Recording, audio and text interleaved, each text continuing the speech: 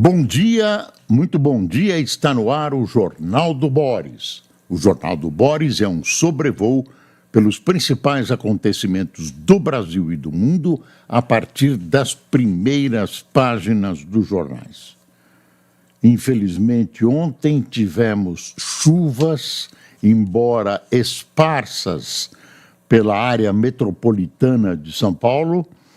Algumas delas atingiram volumes violentos, com ventos igualmente violentos. No centro da cidade, tivemos a queda de uma árvore sobre um automóvel de aplicativo, matando o motorista. Foi na Avenida Senador Queiroz, e os dois passageiros que viajavam nesse carro foram hospitalizados com, enfim, numa situação que não se conhece, uma situação de saúde, um quadro de saúde que ainda não se conhece. Para hoje, ainda são esperadas chuvas na área metropolitana de São Paulo, embora sem os ventos pesados e o volume das águas. Então, é bom prestar atenção que ontem as imagens que estão na televisão, as fotos dos jornais, são impressionantes e também deixaram a população quase 200 mil residências sem energia elétrica. Já havia um grupo de pessoas do dia anterior sem energia elétrica e hoje isso volta a acontecer. Não vou falar mais da Enel, que não interessa, vão renovar o contrato. A Enel vai ser, daqui a pouco, receber o prêmio Nobel da competência, enfim. É uma coisa muito estranha esse amor da Enel com a área pública de São Paulo, pelo menos. Vamos para as manchetes. Olha a manchete do Globo, que o Globo grita: inflação de fevereiro é a maior desde 2003 e mantém Banco Central sob pressão. Energia e educação puxam alta de 1,31% do IPCA. Alimentos sobem menos, mas ovo dispara. Aí o quadro de inflação que vai se aproximando de algo assustador. O resultado levou a um acumulado em 12 meses de 5,06%, reforçando a expectativa de novo estouro do teto da meta em 2025. O cenário, segundo analistas, mantém pressão para que o Banco Central continue a trajetória de elevação dos juros e pode levar a um aperto monetário maior se outros indicadores piorarem, por exemplo, o câmbio. O preço dos alimentos, que tem corroído a renda dos trabalhadores, e a popularidade do presidente Lula desacelerou no mês passado, mas itens essenciais, como ovo e café, dispararam 15,4% o ovo e 10,7% o café, respectivamente.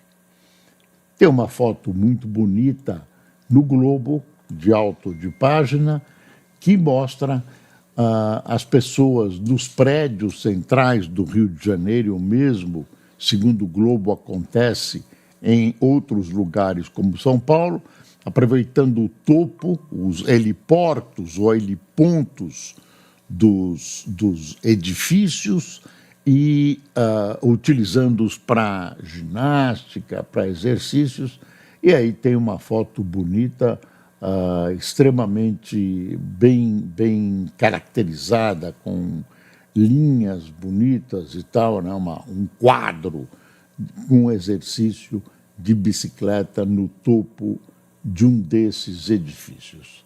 O título é: para malhar ou curtir, melhor é estar por cima. Ainda tem uma foto bonita de uma vista de um desses edifícios, é uma vista para o porto do Rio de Janeiro. Chamam de rooftop do Hotel Intercity, tem vista privilegiada. Esse é o rooftop do Hotel Intercity. Tem uma história boa do Lula, que Lula rides again, né? Lula de novo, Lula ataca de novo. Fala machista. Lula diz que escalou mulher bonita para aproximar Congresso. Dirigindo-se aos chefes da Câmara e Senado, o presidente disse que escolheu essa mulher bonita para ser ministra de Relações Institucionais, em referência a Gleisi Hoffmann, porque não quer mais distância na relação entre governo e Congresso. Sinceramente, grande parte das pessoas pensaram que o critério de escolha teria sido competência, experiência, mérito, e não a suposta beleza de Gleisi Hoffmann. Mas o Lula é o Lula, e fazia alguns dias que ele não perpetrava uma de suas frases. Já dá para escolher, olha, desde o primeiro mandato dele, dá um livro dessa grossura, dessas frases. Já tem aí uns pequenos livros, mas agora as coisas aumentaram, dá para fazer um dicionário. 2 volumes. Está aqui o Lula, vamos em frente, Haddad, que amanhã é sexta-feira. Deixa eu ver aqui mais. Olha, tem uma coisa importante aqui da guerra na Ucrânia. Após sim de Zelensky, Estados Unidos cobram de Putin que aceite a trégua. Secretário de Estado dos Estados Unidos pressiona por cessar fogo, enquanto a Rússia amplia ofensiva em Kursk. A Rússia se fechou em copas, por enquanto não respondeu. É o momento da guerra em que ela está por cima, está tendo vantagens, como em Kursk, onde ela está cercando as tropas ucranianas, né? E talvez não seja um momento visto pelo Kremlin para parar os combates. E tem uma coisa estranha dos Estados Unidos, que se você fosse o Putin, você ia estranhar também. Quer dizer, no dia em que os Estados Unidos fizeram uma proposta para a Ucrânia aceitou, eles revogaram uma decisão de 1 ou 2 dias antes de não fornecer mais armas ou préstimos de inteligência para a Ucrânia. Quer dizer, cancelaram rapidinho e voltaram a apoiar a Ucrânia. Então fica muito estranho o papel do Trump nessa história. Ele é um intermediário, ele continua apoiando a Ucrânia. No começo ele deu uma suave impressão de que ele era mediador, mas não é bem assim. Agora, esse Trump é totalmente imprevisível. A gente, à noite, fica pensando com o nosso travesseiro que perigo representa essa figura que, de repente, pode conduzir o mundo para uma situação mais grave. Eu imagino, eu gostaria que ele soubesse onde ele está pisando, mas a impressão cada vez maior é que ele come da mão para a boca. Malu Gaspar, Trump complica o que já era difícil para o governo. Vamos ver o que a Malu Gaspar escreveu. Não adianta o Trump ficar gritando de lá. Aprendi a não ter medo de cara feias. Fale manse comigo. Fale com respeito comigo, que eu aprendi a respeitar as pessoas e quero ser respeitado, disse Lula na última terça-feira. Ele estava em Minas Gerais para inaugurar a ampliação de uma unidade da Gerdau na véspera da entrada em vigor da taxação do aço e do alumínio brasileiro pelos Estados Unidos. Enquanto o presidente falava, seus negociadores quebravam a cabeça em busca de uma estratégia para tentar derrubar as restrições sem partir para o conflito direto com o governo americano. As idas e vindas nas negociações sobre tarifas com Canadá, México e Colômbia não apontaram um caminho óbvio a seguir. Por ora, não há mesmo outra saída para a diplomacia brasileira, a não ser optar pela cautela e pelo diálogo e não retalhar de imediato. Quer dizer, você tem uma etapa, né, se você for racional, inteligente, não vai ficar cospe aqui, cospe ali, é a sua, é a sua. Essa história, essas butades, essas provocações do Lula não tem nenhum valor, pode impressionar uma ou outra pessoa. O fato é que nós estamos lidando com o presidente da maior economia do mundo e de maior poder militar do planeta. Então, essas condições permitem ao Trump agir de uma maneira bem mais tranquila que outros países. Vamos ver o que vai acontecer.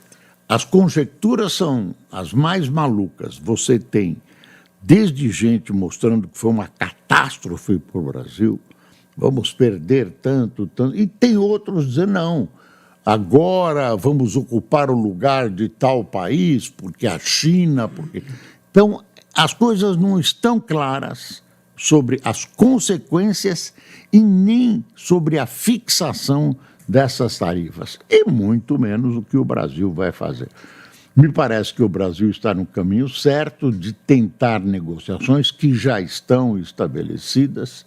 Temos cacifes agrícolas, temos cacifes, quer dizer, o Brasil tem condição de negociar de uma posição satisfatória, né? Não está curvado aos Estados Unidos, então, de repente, sai alguma coisa, até porque esse quadro que o Trump está formando pode levar os Estados Unidos a uma situação econômica complicada, porque os produtos americanos com essas taxações evidentemente vão subir.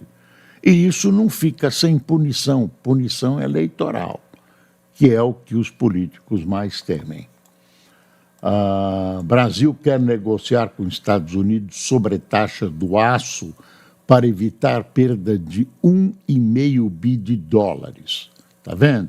O Brasil ainda decidirá a resposta ao tarifaço dos Estados Unidos, mas espera iniciar negociação. Siderurgia brasileira quer manter um sistema de cotas sem imposto. Canadá e europeus retalharam. O Brasil já conseguiu isso, eu já contei para você, na outra administração do presidente Trump, estabeleceu cotas, tudo isso. Então, há espaço para renovar esse quadro, essa situação. Se não for possível, vamos ver o que há de ser feito. Provavelmente, retalhar o quanto possível. Mas, por enquanto, há um espaço, uma margem muito grande de negociação. Olha aí a questão da Ucrânia. Após sim de Zelensky, Estados Unidos cobram de Putin que aceite trégua. Secretário de Estado dos Estados Unidos pressiona por cessar fogo enquanto Rússia amplia a ofensiva em Kursk. Você vê, o que os Estados Unidos estão querendo é parar a guerra por 30 dias. Não há uma negociação de paz. Acha a diplomacia americana e talvez o próprio Trump que esses 30 dias sem guerra poderão dar espaço para uma negociação de paz. E já disse, o Trump já disse que a Ucrânia vai perder território. Quer dizer, se a negociação de paz terminar com a Rússia ficando com o território invadido pela Ucrânia, é um sinal para o mundo todo de que vale a pena invadir para obter terras de outros países. A China quer Formosa, a Rússia quer avançar na Europa, os países da Europa tremem de medo, enfim. Miriam Leitão, minha emoção ao ver a posse de uma mulher no STM. Pela primeira vez na vida, uma senhora toma posse na presidência do STM. E a Miriam Leitão certamente projetou a emoção dela nesse artigo que ela escreveu para o Globo. E aí está o Merval Pereira brincando com o Lula. E o Lula, hein? Voltou a dar mancada com as mulheres. Aí vai aparecer um assessor dele, tudo isso. Falando em Lula, outro dia teve o aniversário do Zé Dirceu. Olha, ministro para cá, ministro para lá, gente da justiça, o homem está com prestígio, viu? Uma festa que acho que nem ele esperava a presença de tanta gente, com repercussão política, viu? Olha, anota o nome, enfim. E o Ministério Público reagiu a essa liberdade que o Toffoli deu para o Palocci, não liberdade física, porque ele não está preso, mas perdoou-lhe de tudo. Ele é confesso, roubou para baralho, fez tudo que não se podia fazer, confessou, disse, falou e foi perdoado. Que bonito, doutor Toffoli, foi perdoado. E nós aqui, pagando imposto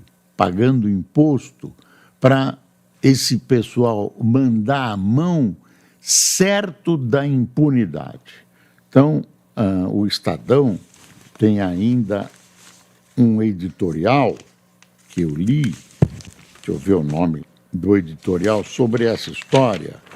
Ainda há Ministério Público no Brasil. Recurso da PGR contra a decisão de Dias Toffoli, que livrou Antônio Palocci de condenações na Lava Jato, é um alento para o Brasil, que ainda crê no sistema de justiça e no STF em particular. Ainda crê, mas não crê, assim, crê, mais baixinho, né? Menos, como diria aquele nosso amigo. Tem uma história aqui, daquelas que a gente nunca consegue comprovar, mas a fonte é boa. Vê aqui, espionagem alemã diz que Covid vazou de laboratório chinês. Não é a primeira vez que essa história aparece. Ela é verossímil, agora não tem prova, os chineses vão dizer que não. Segundo jornais alemães, o Serviço de Inteligência da Alemanha estimou de 80% a 90% a probabilidade de o coronavírus ter sido liberado acidentalmente do Instituto de Virologia de Wuhan em 2020. Pode ser, procuram trabalhar com vírus e tal, escapa um e vira o que virou. Me lembra uma coisa que me veio à cabeça de um grupo de abelhas, eu não sei como chama, um plantel de abelhas, um grupo de abelhas que foi trazida da África, as africanas, para Ribeirão Preto, e aí um professor que ia estudar e tal, e fugiram eram, sei lá, 20, 30 abelhas, eu não me lembro, não era um número, não era uma população. E aí elas se espalharam, estão aí né, essa miscigenação da europeia com a africana, e as africanas causaram, naquele início da miscigenação, causaram problemas graves, mortes, porque elas eram bravas e tal, mas mais produtivas que as europeias. Hoje tem uma predominância aí de uma mistura dessas abelhas e tudo. Tem aqui a foto do motorista, do taxista atingido, cujo carro foi atingido por uma árvore, 176 mil ficaram sem luz. A Folha diz que a Rússia recebe com ceticismo proposta dos Estados Unidos para cessar fogo na Ucrânia. Bom, imposto de renda, já dá para você baixar no seu computador, se você tiver computador, é claro, a base do imposto de renda para ser preenchido, mas a Receita começa a receber na segunda-feira. Aí eu vou na política aqui. Zema busca se diferenciar de Tarcísio ao fazer embate direto com Lula. Governador de Minas disputa com aliado de São Paulo, que trocou afagos com o presidente recentemente. Protagonismo para ser candidato da direita em 2026. Aí tem um registro bonitinho do primeiro encontro com Valdemar após decisão de Moraes, e nesse encontro Bolsonaro elege 2026 e anistia como suas prioridades. Conversou, as bombas todas eu jogo na mão, olha o Valdemar Costa Neto, as bombas todas eu jogo na mão do Bolsonaro. Estava com muita saudade. Já dei um beijo nele hoje. Olha que bonito, a política brasileira aos beijos. Deixa eu ler de novo. Estava com muita saudade. Já dei um beijo nele hoje. Nossa, se a moda pega, a política brasileira vira paz e amor.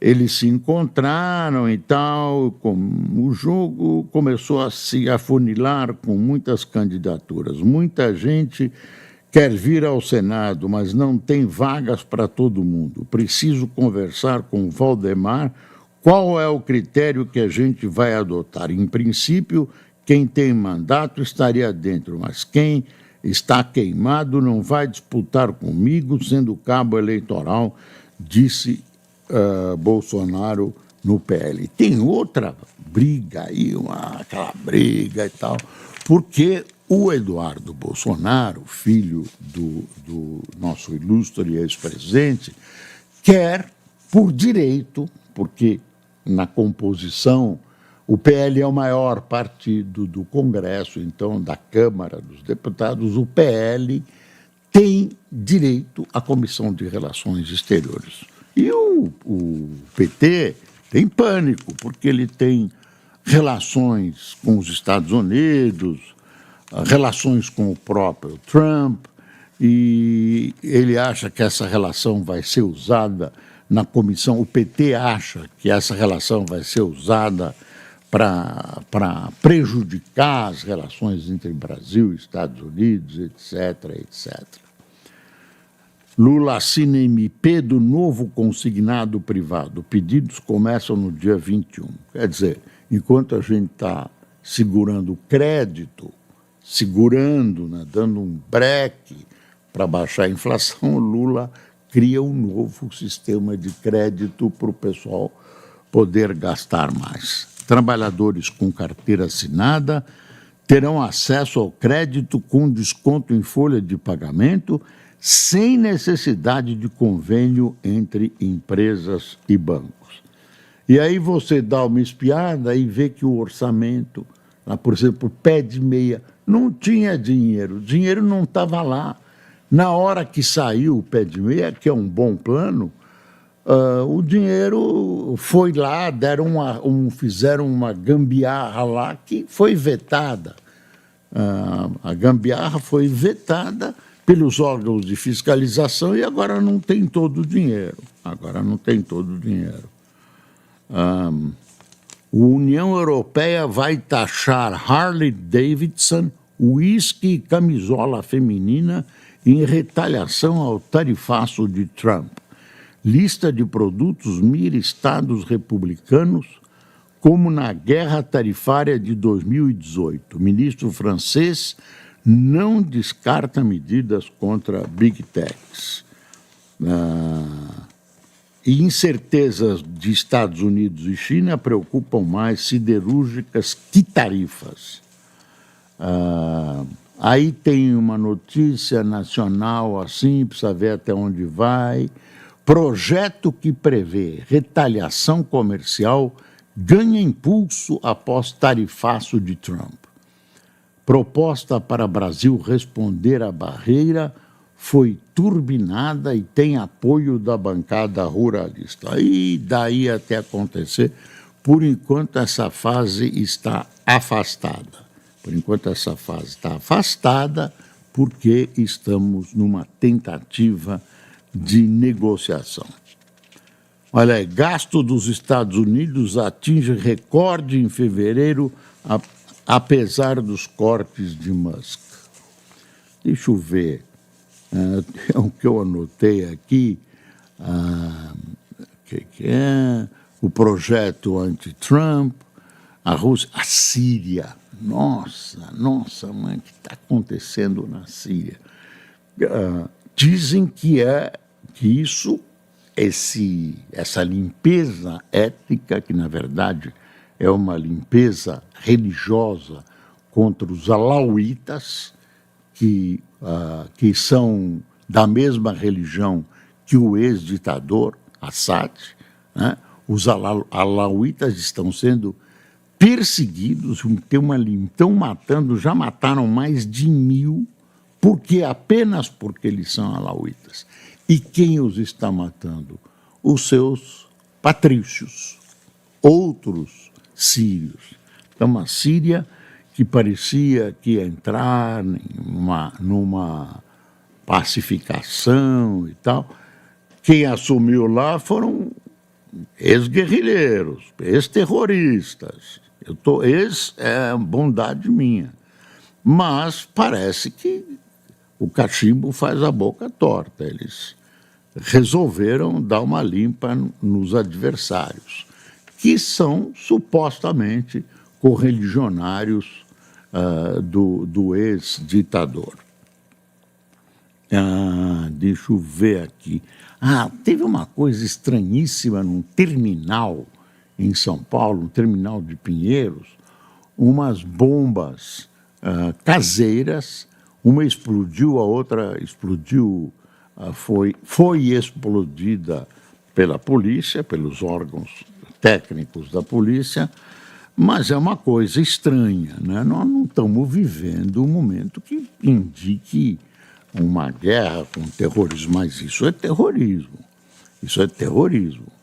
Foi um sujeito lá, deixou 2 sacolas, uma explodiu, a outra não. Enfim, houve a intenção de explodir, a polícia está atrás, existem imagens. Vamos ver se esse idiota terrorista é preso. Mesmo se for uma molecagem, merece uma punição dentro da lei do terrorismo. É terrorismo. Tem a história toda do Duterte, que foi presidente das Filipinas, combateu o tráfico matando, e é uma maluquice, né? Ele deu instruções precisas, por exemplo, de atacar homens e mulheres nos órgãos sexuais para que eles não reproduzissem, enfim, tipo, vamos matar os bandidos. Uma coisa muito ruim e que precisa... Claro, ele formou um grupo de inimigos lá dentro, ninguém tentou segurar, ele foi transferido para a Haia, onde vai ser julgado e provavelmente vai ser preso. o Papa Francisco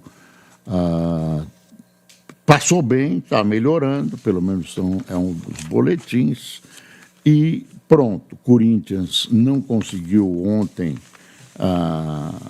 um revide contra o Barcelona de Guayaquil, ganhou de 2-0, mas precisava empatar de 3-3 para conseguir se manter na Libertadores. Domingo começa a decisão do Campeonato Paulista com Palmeiras e Corinthians. Quanto foi o Flamengo e o Fluminense? O Flamengo ganhou de 2-1. Confirma isso para mim, por favor, que eu esqueci. Mas eu acho que ontem, no começo da decisão, o Flamengo ganhou do Fluminense por 2-1. 2-1, isso mesmo, estou lembrando. Bom, pessoal, quem tomou cafezinho conosco, está aqui. Tiago Ribeiro, Vitória Dias, Ed Braga, José Viriano, Dalob Reikoff, Nonato Monte, Sueli Correa, Eleni Peniche, Adonis Vieira, Sérgio Barros, Simone Rodrigues, Jacira Godoy, Adiceia Ribeiro, Jesse Moura, Bianca Carvalho, Sandeu César de Manaus, Arnaldo Antônio de Itabaiana, Sergipe, Lucila Maria de Curitiba e Carmen Noeli de Agudo ou Agudos? Agudo, onde é? Não sabe. Eu também não sei, desculpe o pessoal de Agudo, eu vou procurar acabar um pouco com a minha ignorância a respeito, daqui a pouco eu vou procurar essa cidade. Desculpe o espectador, a espectadora Carmen e a cidade de Agudo. Pessoal, amanhã é sexta-feira e você estará aqui conosco em mais um Jornal do Boris. Bom dia.